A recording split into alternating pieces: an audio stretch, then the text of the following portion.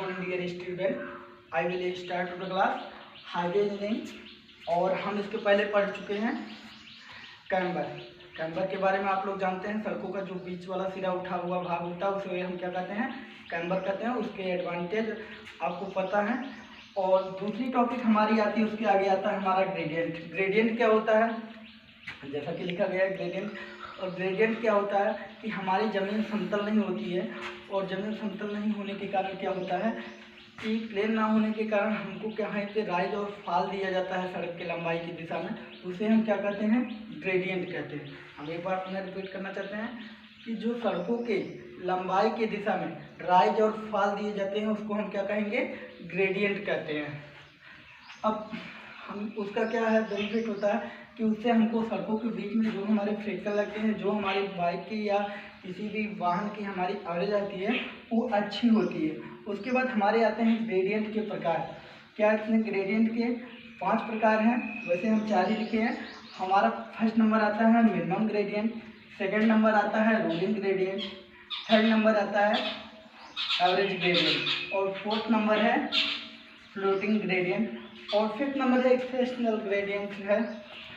और पहला हमारा आता है मिनिमम ग्रेडियंट। मिनिमम ग्रेडियंट क्या होता है, ये क्या होता है ग्रेडियंट कि हमारा जो होता है सड़कों को की लंबाई की नहरों को पानी निकालने के लिए, नालियों को पानी निकालने के लिए दिया जाता है, और आसानी से हमारा उस पर क्या होता है फ्रिक्शन भी ज़्यादा लगता है, ठीक होता है, और बाइक भी और हमारे वाहन जो होती हैं उनकी स्पीड अच्छी होती है। इसे हम क्या कहते हैं, मिनिमम ग्रेडियंट।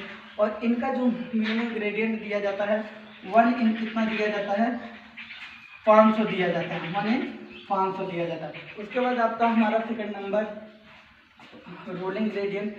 रोलिंग ग्रेडियंट क्या होता है, ये सड़कों के में भी दिया जाता है रोलिंग ग्रेडियंट भी, और इस ग्रेडियंट में 1 इन 30 का रेशियो लिया जाता है, 1 इन 30 का रेशियो लिया जाता है।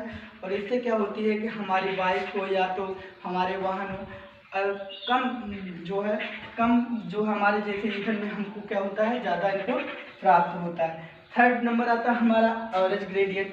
एवरेज ग्रेडियंट में क्या होता है, हमारी सड़कों की लंबाई की दिशा में उनको ऐसे बनाए जाते हैं जिससे कि सड़क की लंबाई की दिशा में हमारे क्या हो, कम फ्यूल भी खर्च हो और हमको ईंधन अच्छा प्राप्त हो, उसे हम क्या कहते हैं। और इनमें जो है फ्रिक्शन भी बराबर लगता है, उसे हम एवरेज ग्रेडियंट कहते हैं। उसके बाद हमारा इसमें भी हमारा जो दिया जाता है रेशियो 1 इन कितने का दिया जाता है, 500 का दिया जाता है।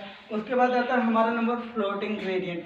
फ्लोटिंग ग्रेडियंट क्या होता है, कहीं कहीं पे आप लोग देखते होंगे कि सड़कों के जब हम कहीं पे बाइक चलाते हैं या गाड़ी चलाते हैं तो ऐसा होता है ठास जहाँ पे हमको बिना ब्रेक बिना मारे ही हमारी बाइक कुछ दूरी तक जाती है और हमको उस पर कुछ तेल या फ्यूल खर्च नहीं करना पड़ता, ऐसा ढाल बनाया जाता है, उसे हम क्या कहते हैं, फ्लोटिंग ग्रेडियंट।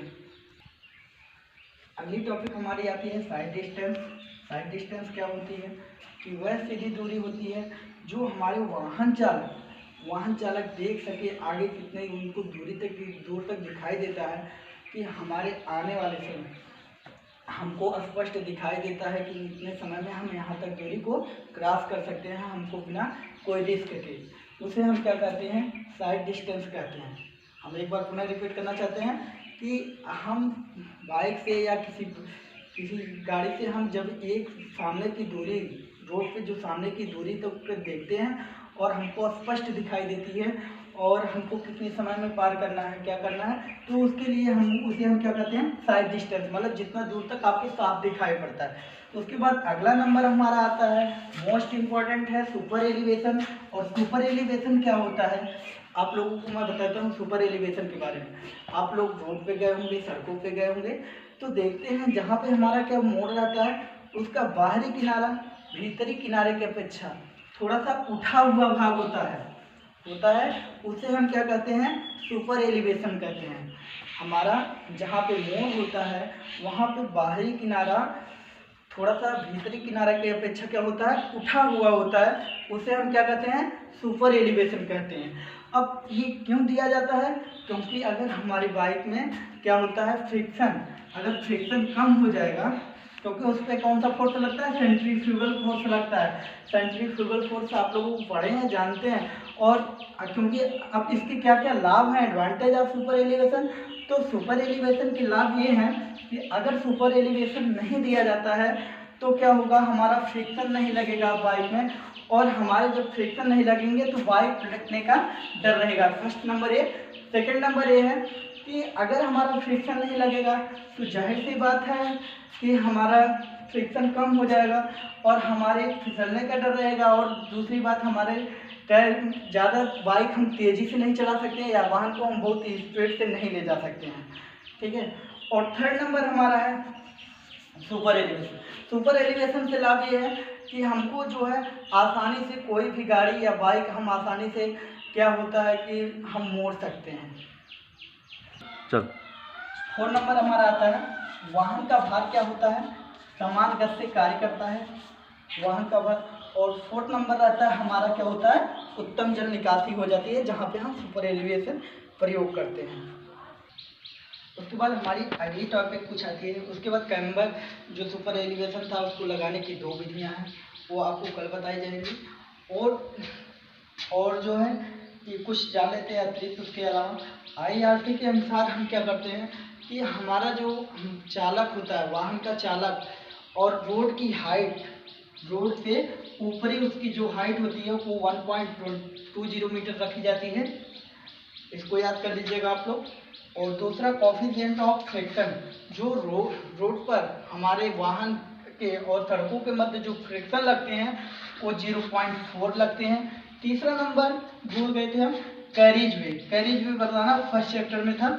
तो कैरिज वे क्या होता है कि जो हमारा सड़क है, मान लीजिए ये यहाँ से यहाँ तक पूरी सड़क है, सड़क है, और यहाँ से बीच में यहाँ तक जो पक्का भाग होता है उसको हम क्या कहते हैं, कैरिज वे कहते हैं, ठीक है।